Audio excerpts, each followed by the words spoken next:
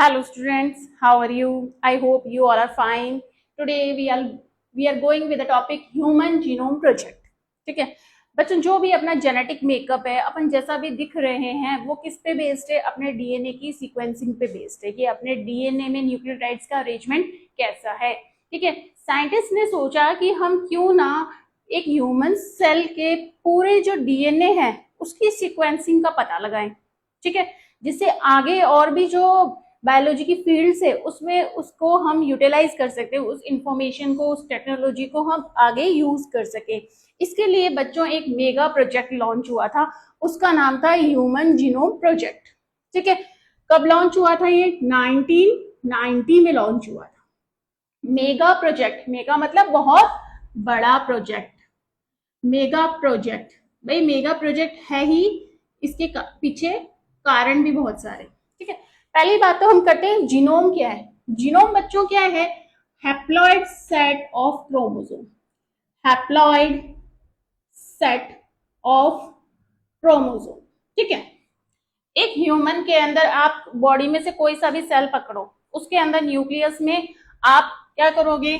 जो 46 क्रोमोसोम होते हैं, ठीक है, 46 क्रोमोसोम 23 पेयर्स में होते हैं, 23 पेयर्स में होते हैं। ठीक है, जिसमें से 22 तो क्या होते हैं? ऑटोसोम्स होते हैं, सोमैटिक कैरेक्टर्स के लिए, और एक जोड़ी, ठीक है, ये अपने सेक्स क्रोमोसोम होते हैं।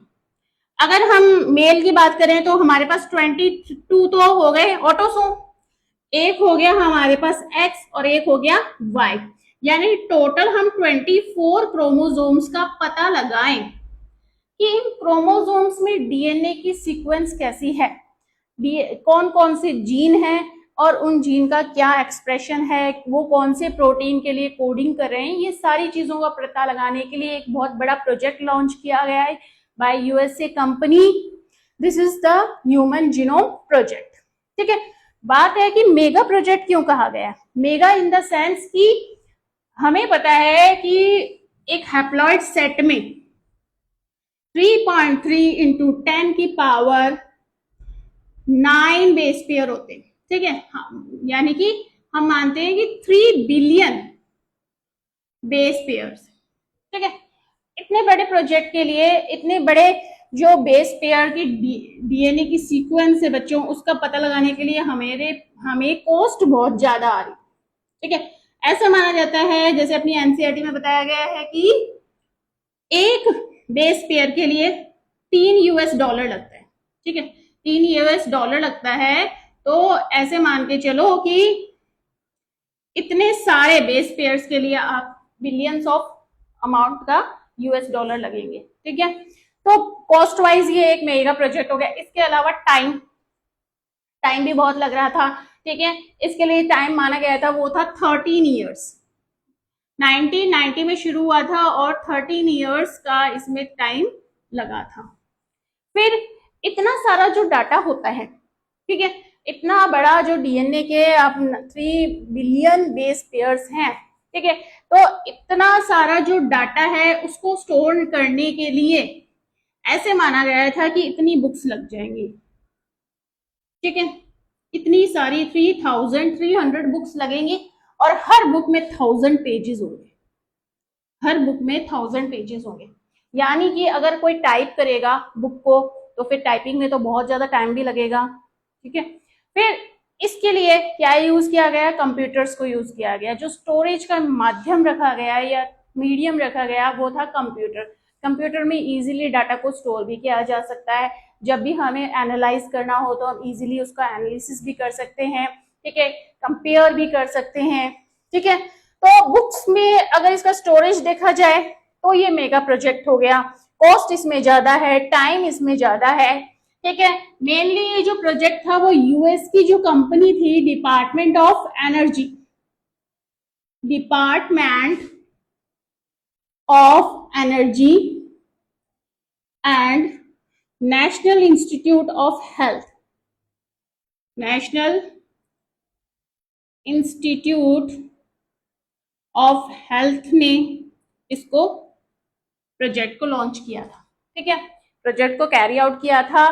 बाद में इसमें यूके की कंपनी वेलकम ट्रस्ट ने वेलकम ट्रस्ट ने भी इंपॉर्टेंट पार्टनरशिप में, ठीक है, हिस्सा लिया था या पार्टनरशिप दी थी। कि क्यों? इसके अंदर बहुत सारे स्पॉन्सर्स चाहिए थे, पैसा लगाना था, बहुत सारा वर्कर्स बहुत सारे चाहिए थे ताकि ये प्रोजेक्ट कंप्लीट हो सके और हम ह्यूमन के सारे जो डीएनए के अंदर कौन कौन से न्यूक्लियोटाइड्स हैं उनका पता लगा सके। ठीक है, ठीक है। तो कोई भी प्रोजेक्ट होता है उसके लिए हम कुछ गोल डिसाइड करते हैं कि हमें किस लक्ष्य की प्राप्ति के लिए हम प्रोजेक्ट लॉन्च कर रहे हैं। तो हम पढ़ेंगे goals of HGP. USA, UK, इसके अलावा फ्रांस, चाइना, जर्मनी, जितनी भी ये बड़ी कंट्रीज है उन्होंने इसमें पार्टनरशिप दी। ठीक है, इसमें इन्होंने इन्वॉल्वमेंट दी थी और ये प्रोजेक्ट 13 इयर्स में 2003 में जाके कंप्लीट हुआ था बच्चों। ठीक है, कुछ जो डीएनए की सीक्वेंस थी उसका काम चलते चलते 2006 आ गया। 2006 चालू कब हुआ? 1990 में। कंप्लीट कब हुआ? 2003 में। टाइम कितना लगा? 13 इयर्स लगा। Now the goals of HGP, human genome projects के गोल क्या है? कि जीन का आइडेंटिफिकेशन करना। ठीक है, हम मानते हैं कि 25 से 30 हजार जो जीन है उनका पता लगाया जाए। What is gene? ठीक है, fragment of DNA which code for a particular expression.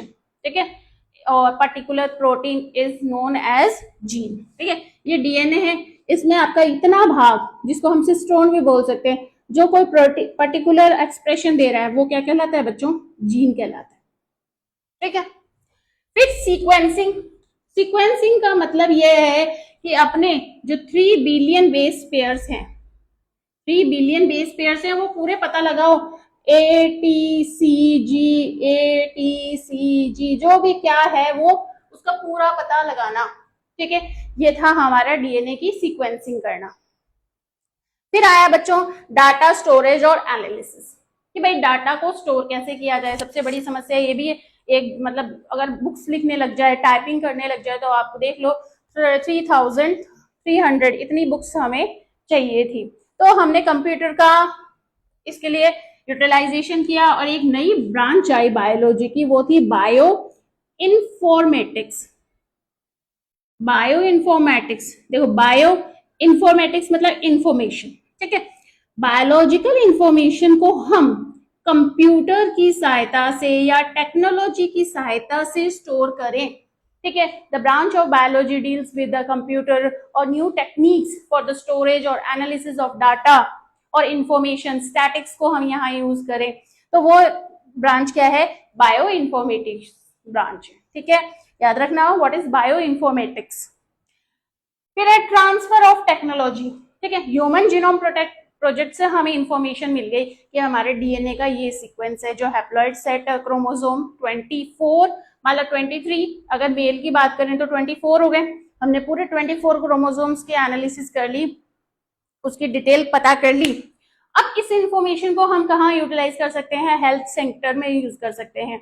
हम डिजीज का पता लगाने के लिए कर सकते हैं कि जो भी जेनेटिक डिसऑर्डर्स हैं, ठीक है, क्रोमोसोमल डिसऑर्डर्स, जो जेनेटिक डिसऑर्डर्स हैं, जो डिजीज इनहेरिट हो रही है, जैसे कैंसर हो गया, अल्जाइमर हो गई, उसका हम पता लगा सके बच्चों।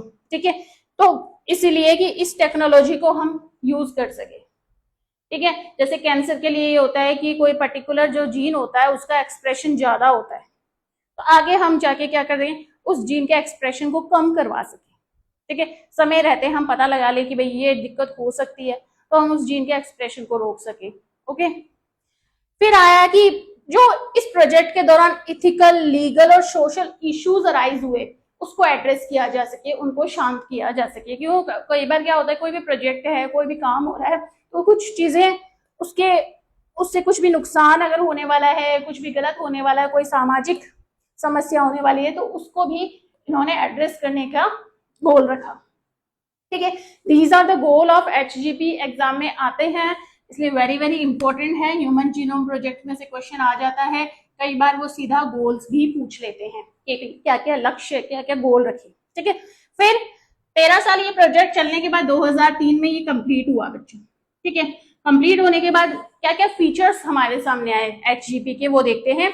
कि 3164.7 बिलियन, ठीक है, मिलियन, इतने बेस पेयर, यानी 3.16 बिलियन बेस पेयर है। इतना ही हम मान के चल रहे थे, 3 बिलियन ही मान के चल रहे थे, इतने हमारे पास बेस पेयर है, ठीक है।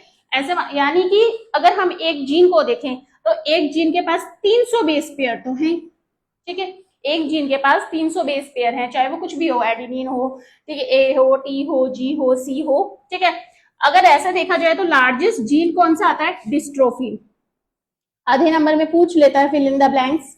अब सदा कि what is the largest gene? Largest gene का क्या नाम क्या है बच्चों? डिस्ट्रोफिन नाम है। क्या नाम है? डिस्ट्रोफिन। नंबर ऑफ जीन्स कितने हैं? 30,000। नंबर ऑफ जीन कितने हैं? 30,000। पहले हम मान रहे थे कि 60,000 80,000 जीन्स होंगे टोटल, ठीक है। तो टोटल नंबर ऑफ जीन्स हमारे पास कितने आए? 30,000। ये ध्यान रखना है, जिसमें से 30,000 में से सिर्फ 2% से भी कम है जो प्रोटीन को कोड करते हैं, ठीक है। 2% से कम है जो क्या करते हैं? प्रोटीन की कोडिंग करते हैं, ये ध्यान रखो। जो क्रोमोसोम अपना फर्स्ट है बच्चों, एक नंबर का जो क्रोमोसोम है उसके पास 2968 जीन है, 2968 जीन्स हैं, ओके। और जो वाई क्रोमोसोम है उसके पास सबसे कम 231 जीन है। ये भी एग्जाम में अगर पूछ लेता है कई बार अवसादा में, वाई क्रोमोसोम के पास 231 जीन है, ठीक है। फिर डीएनए के सीक्वेंस देखी गई तो पाया बच्चों कि 1.4 बिलियन लोकेशन पे क्या है? सिंगल न्यूक्लियोटाइड पॉलीमॉर्फिज्म दिखता है। सिंगल न्यूक्लियोटाइड पॉलीमॉर्फिज्म का मतलब ये होता है कि ज्यादातर अपनी डीएनए की सीक्वेंस होती है वो सेम होती है, ठीक है, रिपीटेड होती है, सेम होती है। कहीं कहीं पर एक न्यूक्लियोटाइड का अंतर पाया जाता है, कहीं कहीं पर एक सिंगल न्यूक्लियोटाइड का डिफरेंस पाया जाता है। इनको बोला जाता है सिंगल न्यूक्लियोटाइड पॉलीमॉर्फिज्म, ठीक है। इन सिंगल न्यूक्लियोटाइड पॉलीमॉर्फिज्म के कारण ही क्या पाए जाते हैं? डिफरेंस पाए जाते हैं, ठीक है। काफी सारा जो 99% जो डीएनए होगा किसी भी दो इंडिविजुअल्स का वो सेम होगा, कुछ सीक्वेंस को छोड़कर, कुछ जगह को छोड़कर काफी सारी जो सीक्वेंस होंगी वो सेम होंगी और रिपीटेटिव भी होती है, ठीक है, रिपीट हो रही होती है। एटीजीसी रिपीट हो रहा है, बार बार एटीजीसी आ रहा है। फिर कहीं पर सिर्फ थोड़ा सा चेंज आ जाएगा कि जी की जगह क्या आ गया? सी आ गया मान लो, ठीक है, या टी की जगह जी आ गया। एक सिंगल न्यूक्लियोटाइड का डिफरेंस पाया जाता है जिसको हम बोलते हैं SNP, SNIPS। आई होप आपको समझ आए होंगे ह्यूमन जीनोम प्रोजेक्ट क्या है। मेगा प्रोजेक्ट है ताकि हम जो ह्यूमन डीएनए है उसकी सीक्वेंसिंग कर सके, ठीक है, उसका एनालिसिस कर सकते, उस इंफॉर्मेशन को हम यूज कर सकते अदर डिपार्टमेंट में या अदर ब्रांचेस में। Okay, thank you so much.